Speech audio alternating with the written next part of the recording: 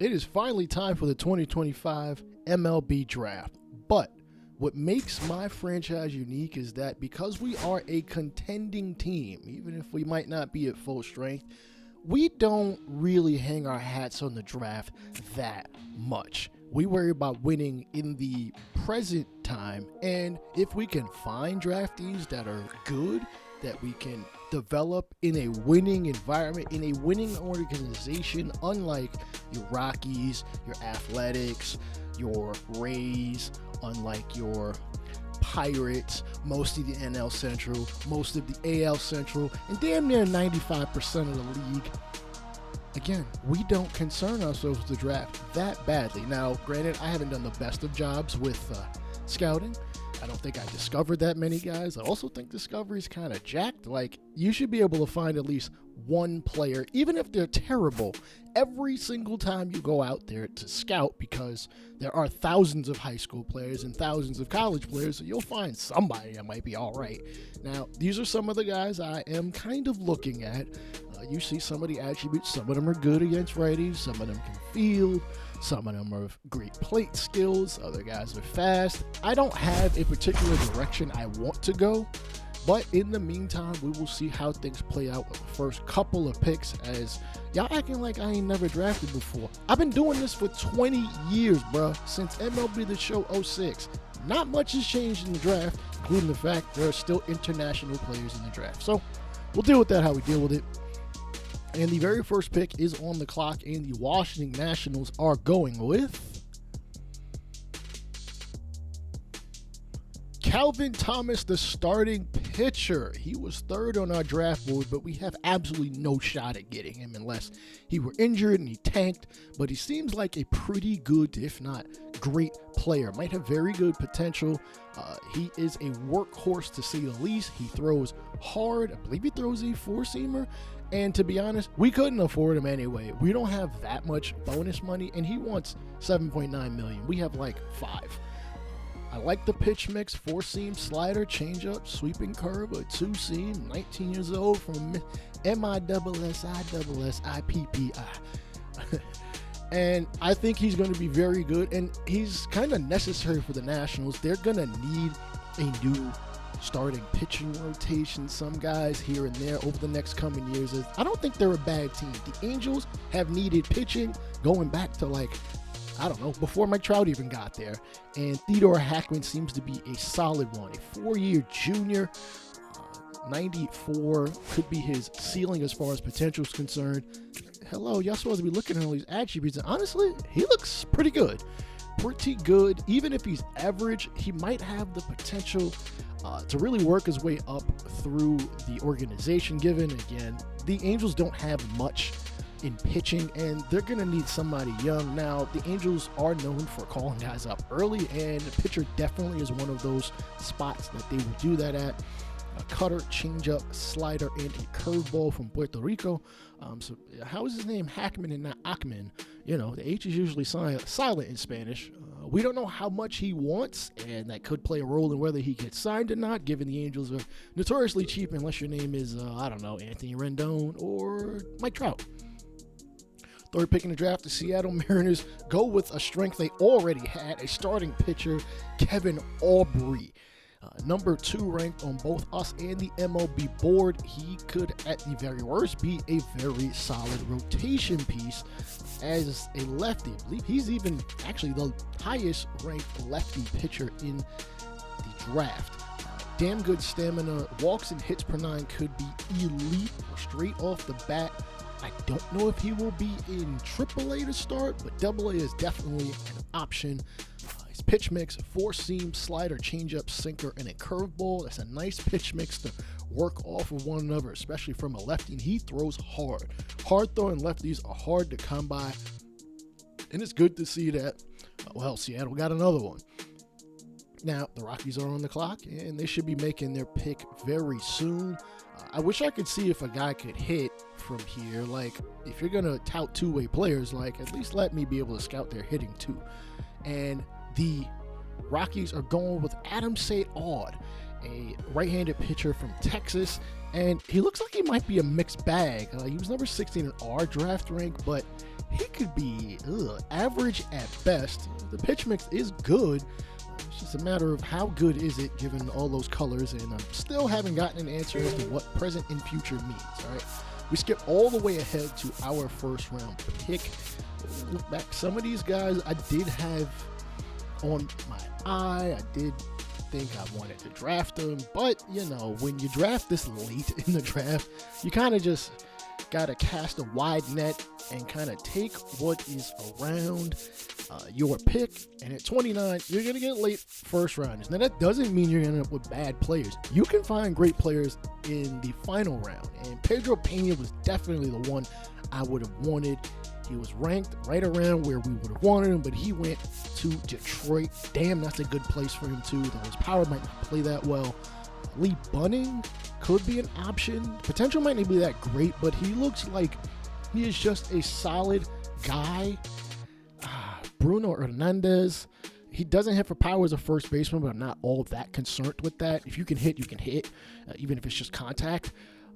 I don't know. It's up in the air. Jason Myers is also an option, though. I don't know if we need a starter. I do like the fact he's left-handed. Also from Mississippi, just like the number 2 pick in the draft. I believe they might have played against one another, particularly in high school. Jose Quevedo from Australia can hit contact against lefties. He might be a terrible fielder. Bart Beef Wellington, probably not an option. Caleb Groniger, the potential is there, but we're not hurting for catcher that badly. Lewis McDonald looks fine. I don't think I'm going to take a reliever. And just looking at some of these other guys, they don't look like immediate first round picks, but you never know. Lee Wong looks solid, but he's so far down the draft board, I think I might have skipped over him. And you know what? I think we're going to go with Lee Bunning. Elite speed, can field, needs to work on the arm. Wait, or maybe we go with Bruno Hernandez. He can field it first. I would hope he could play another position. Might have great reaction timing, so he might be able to play in the outfield, depending on what his arm looks like. Who are we going with? Wait, I thought I was going to draft him. Why did I remove him? Oh, shit. Anyway, Quevedo's not too bad. He's not that fast. He's 21. He must be like Mexican and Australian or something. Must have just been born in Sydney or something. Lee Bunning, though. Like, he's a solid guy, and we could use just a solid guy. Like, you're not always going to find those elite Did I remove another player? Oh, come on. What am I doing out here? What are we doing? Cashman, please. Wait, maybe don't help me out. I got this. No, seriously, who are we taking? Who gave me this old mock draft? Like, come on, this is not our top prospects list. What are we doing here? Hello? Can somebody answer me? Somebody's about to lose their job if y'all don't give me the proper mock draft that we all came to a consensus with and who we're taking number 1. Cut the games. I will throw you in front of the nearest subway. Don't play with me. All right, God, fine. I guess I'll just look at the entire list and whatever. Okay, good. He's still here. And we're going to go with Lee Bunning. Again, solid in potential. Overall, pretty solid. He's a lefty bat, which doesn't really... we could use less lefties, but I'll take it because, I mean, shit, maybe he can hit. And most importantly, he doesn't want a ton of money. $2.8 million. We have $5 million that we need to spend. And due to our success and I believe the signing of Max Fried, we're going to have to skip ahead to the 3rd round as we lost the 2nd round pick. I believe we lost another... No, we got a pick, or should have gotten a pick back for Juan Soto, but through a rigmarole of a lot of different transactions, that pick goes elsewhere, and we pick here in the 3rd round. I kind of wish they would just let us pick 3 minutes every time, because like I do like to look at all the different attributes and stuff, but whatever. Who do we go with? We probably need to go with our next first baseman. Goldie's kind of old. Let's be real. He's 37. Ben Rice is fine, but I don't know if he's completely solidified himself as a starting first baseman. And we go with Scott DeViar, lefty batter, lefty throwing first baseman. Could be pretty solid in terms of potential. Could be pretty damn great. And honestly, even if he's a 54 overall, I think that's fine. He also might field a little bit. And Enrique Velasco is not bad. We could use another outfielder because we don't know what the deal with Cody Bellinger is. He does have the opportunity to opt out. And, okay. Did we already pick our 3rd round pick? I guess we did. Somebody is messing with the timing of this feed. Stop playing on me. All right. Now in the 4th round, we could look pitcher because, well, we just haven't taken one yet. We got a lot of relievers here. Again, I don't mind taking relievers in the draft at all. It kind of just secures me having them as opposed to trying to trade for them in other teams' prospect systems, though I'm not against the idea. Jack Johnson just looks like that guy. Now, he gonna have to shave that beard just due to will allow you to have some facial hair, but not like that. You look ridiculous in your head. Dude, did you put a perm in your beard? That looks ridiculous, though. We'll take him. He seems like a solid player. Dude, are we just not going to look at anybody's attributes? Yo, can somebody get my attribute list here? Come on, stop playing with me.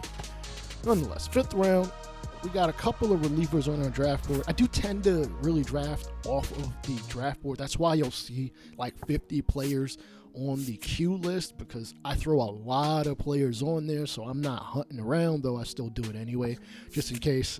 Hell, sometimes I've been in the 5th round with nobody that is available that I want to draft, so I go off what I know.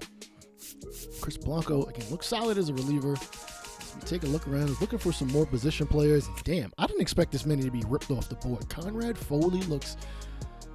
Oh, I don't know. He's a switch hitter. Let me see. Reed Martian, not too shabby. Johnny Jackson. Oh boy, we're running out of time. Just pick somebody.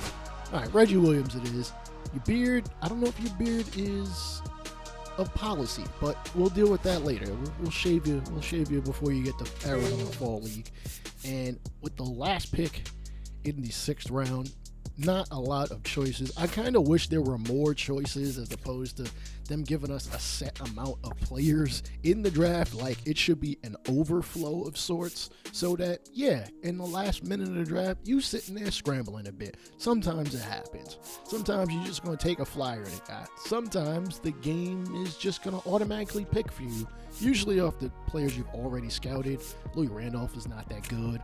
Carlos Salcedo, who I actually know somebody with that name. Johnny Jackson looks...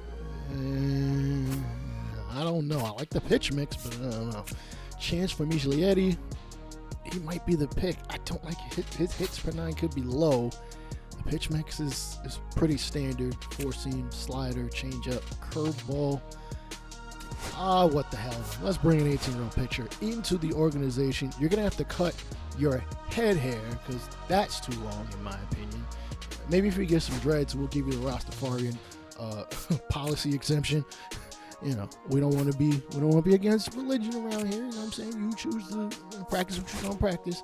And we have finally gotten to the end of the draft. I know most content creators usually make a huge deal out of draft. I don't. For one, we're not going to see a lot of these players for at least a couple months, if not a couple of years.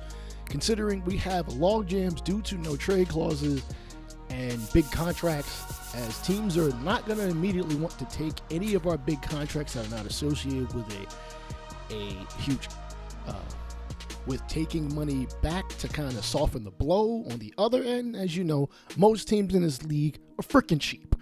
The Yankees are not, the Dodgers are not, the Mets are not. There's a reason why MLB talks about them so much, because they bring in a lot of money, they bring in a lot of attention, and it kind of filters down to the rest of the league. Now, if the rest of the league would spend some money, well, you know, maybe we'd be a lot more willing to send you prospects and such, but whatever.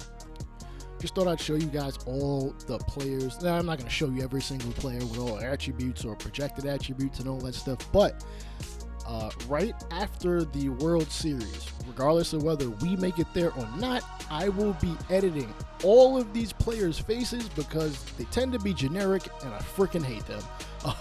You tend to get a small batch of faces that look about the same, and I don't want that. Now, I get some people look similar, but I'm going to change up some things, give them some different, you know, facial features and such, you know, make their face a little asymmetrical so they look like real people and not like freaking Gumby robots. So, as far as the, okay, we have hit the home run derby, and apparently they've changed the rules of it again.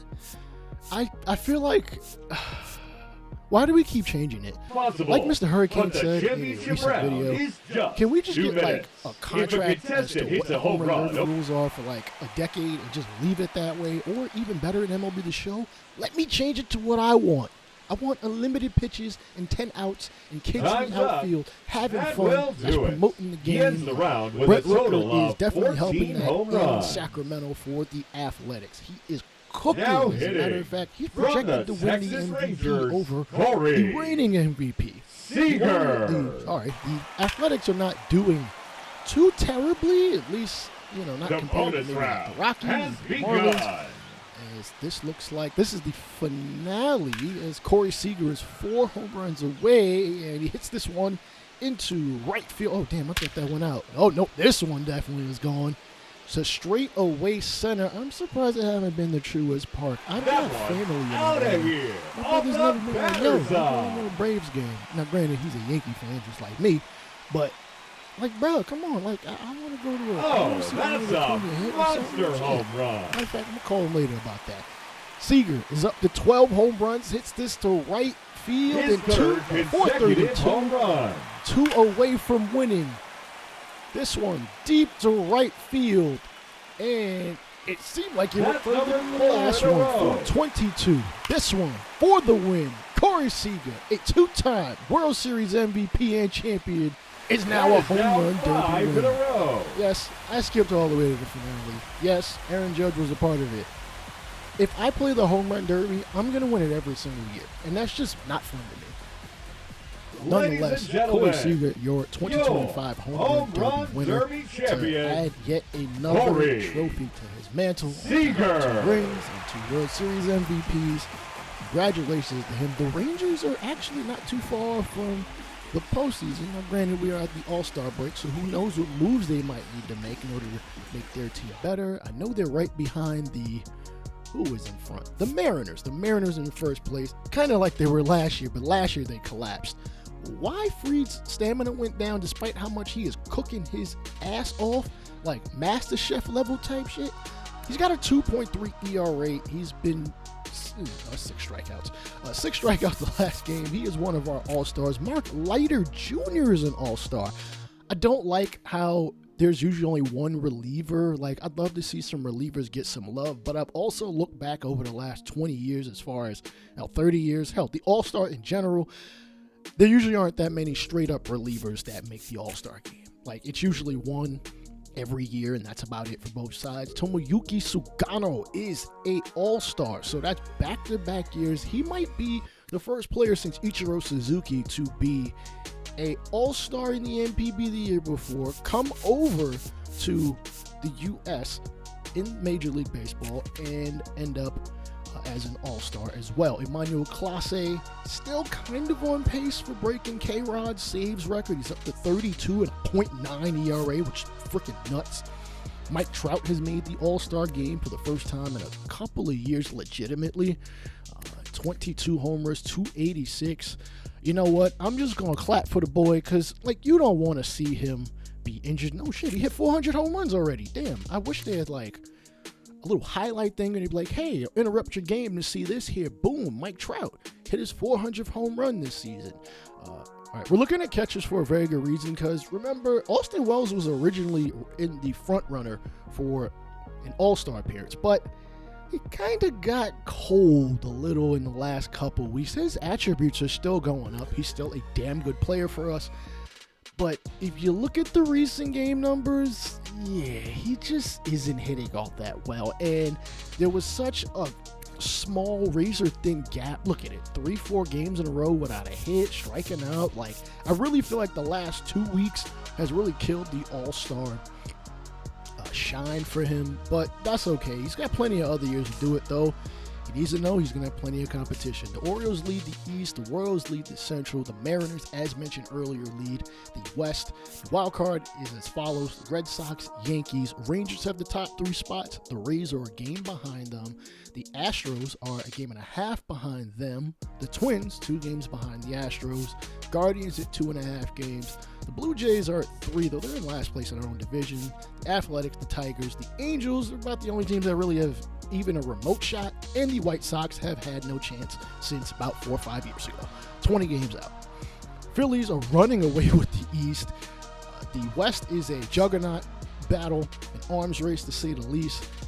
And the Diamondbacks are leading the wild card. The Giants are right behind them, 6 games behind them, which is crazy. The Braves are in the last wild card spot, followed by the Reds and the Nationals, tied. The Cardinals, the Mets, the Brewers, the Padres, the Pirates have like a stone's throw chance in hell. The Rockies and the Marlins are terrible because they're just going to continue to be terrible for whatever reason. All right, the All-Star game. While I would love to player lock it, I got to be honest. Back in the day, about 10, 12 years ago, I actually didn't like that the All-Star game had stakes. Now, I kind of wish it did, because otherwise in MLB The Show, I don't really have much of a reason to play it all that much. And honestly, I might have screwed up. Now, when I do the All-Star game, I usually put it in the center and just do quick manage and let it play through. As you can see, the American League up 8-2, probably because for some reason they assumed I was the National League, and yeah, they didn't pull Logan Webb till like the 6th or 7th inning. Nonetheless, Vlad Guerrero Jr. wins the All-Star MVP, and you know what? That might have solidified his rumored contract extension. Zach Messinger makes the futures game pretty good numbers. Actually, I know I don't talk about these relievers much, but you know what? I like his pitch mix, and as a reliever, even in the mid-50s, I wouldn't be against calling him up at some point.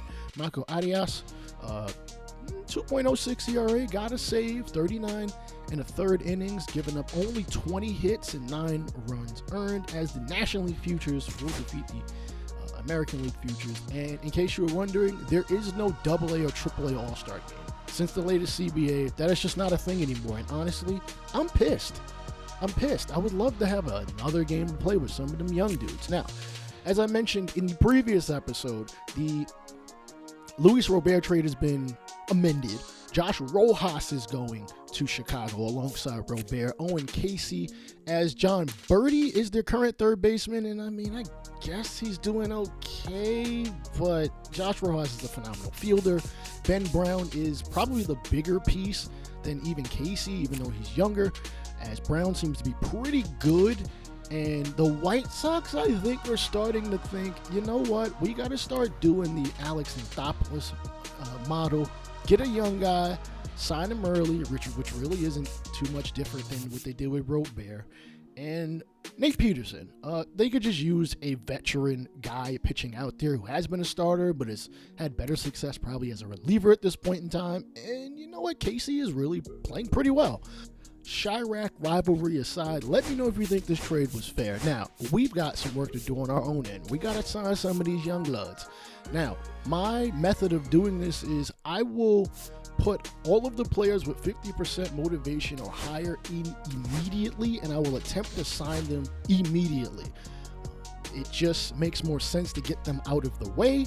As we take a look at Bunning, I'm going to lowball him a little bit. Listen, man, we know a lot about you. You're a 1st-round pick. You're supposed to be a middle rounder, and of course, he's not going to like that. I know. Big Georgie wouldn't have did that. Look at Jack Johnson. Probably going to lowball him maybe a little bit. Again, I know we're the Yankees, but like, we're not under any obligation to sign these guys to crazy deals. We're going to draft in the back half of the draft unless our team absolutely collapses. He declines a deal as well. Scott DeVillar is going to be the first Yankee signing. Good to see. We'll see what his potential and overall and all that stuff is way down the line, probably in the next episode, but we are not quite done yet here. All right, these are the 3 guys I'm going to put, now batting, to sign at a later point in time. I want them to get the motivation up. The other 50% or over guys, I don't have to do it. I can just wait until these other guys are signed. Nonetheless, we find ourselves facing the Atlanta Braves. shoot, you almost think this was the All-Star game again, but it's not, as Volpe smacks this one into left field for a base hit. The Yankees will have the go-ahead run on first, and the number 7 batter coming to the dish. Let's take a look at that pitch, and it is a sweeper, which caught a little bit too much of the zone. It is Cody Bellinger, who's having a hell of a game. He's up to over 200, which is good to see, because I'm ready to be pissed as hell at him. He's played well in the last month or so. He's going to float this one in the left field into the gap. Both runners will advance at least 2 bases, and the Yankees will tie the ball game at 5 apiece with nobody out. Atlanta's going to go to a reliever, being Pierce Johnson.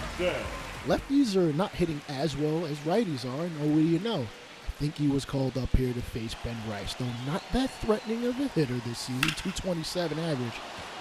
He gets a hold of one, well, at least a little bit, floats it in the left field a little deeper, and I'm not sure who that is in left field. Doesn't matter because it's a sacrifice fly, and the Yankees take a 1-run lead. I feel a little disrespectful for not knowing who's in left field for the Atlanta Braves, but the Braves just haven't been all that good this year.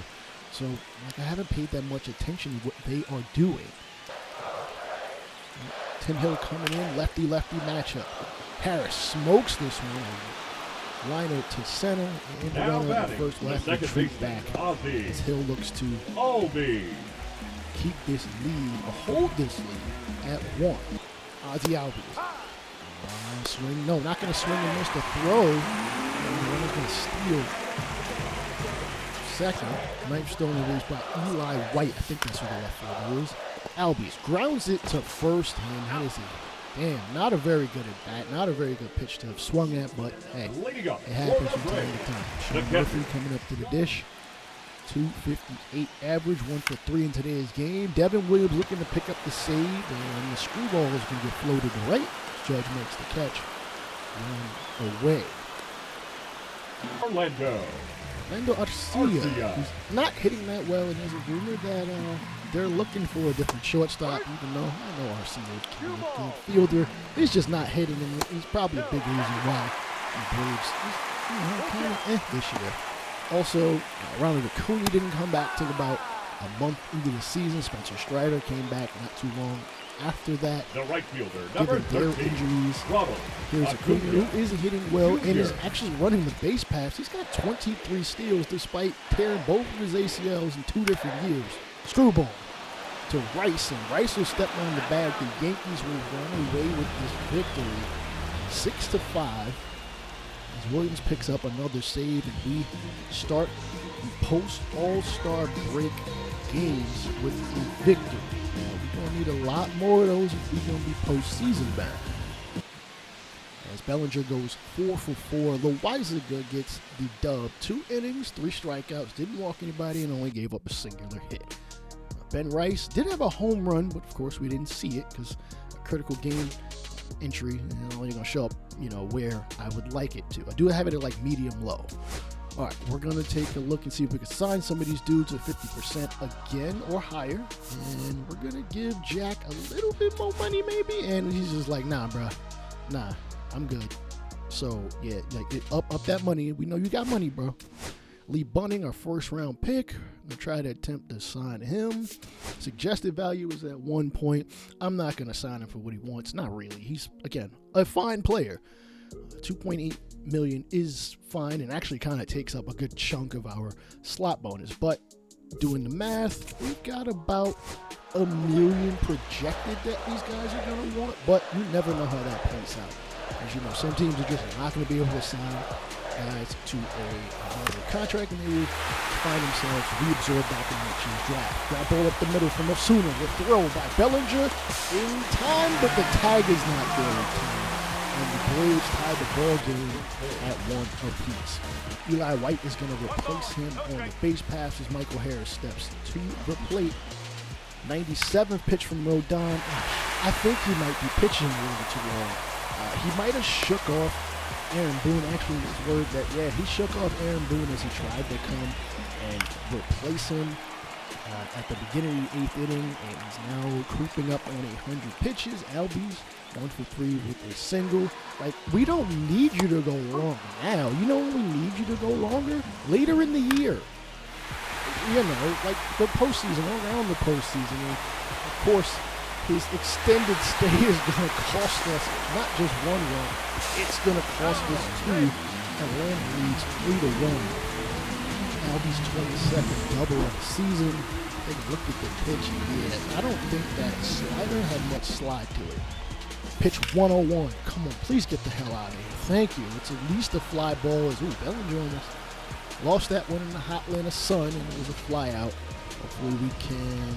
Nope, we're not going to get the victory. I mean, understandable. We ran out of time. It was an in-time game. Marcelo Iglesias picks up save number 26. Rodon drops to 6-6. The funny thing is, his ERA is not high. It's at like 2.8, and it's been that way for most of the season. Brewers will get back Jack Centurio, who's been out, I believe, with a leg injury. And we're going to try to sign these guys one more time before we have to probably try again in the next episode. Please, sign the damn contract so I can lose my anxiety with this. Fine, we'll lowball you. Come on, dude. Don't you want to be a Yankee, Jack? Now, if you are rumored to be the great-great-grandkid of the former world heavyweight boxing champion Jack Johnson, you probably snuffed me for saying that. Anyhow, chance for Miglietti and Reggie Williams are going to be other guys we're going to want to sign, but we'll have to see that in the next episode.